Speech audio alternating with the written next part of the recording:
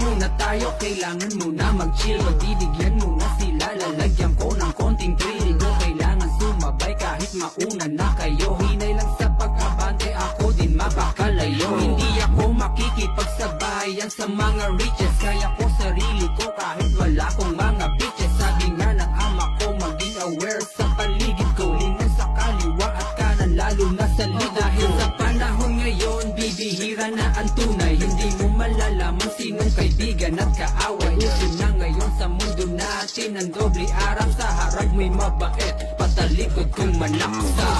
Yup, relax lang muna, relax lang muna, relax lang muna. Yup, relax lang muna, relax lang muna, relax lang muna. Yup, relax lang muna, relax lang muna, relax lang muna. Yup, relax lang muna, relax lang muna tayo. Pagmasdan bawat galawan, magmasid-masid na muna at isipan ay lawakan. Hanggang sa makita mo kung sino ang matiti.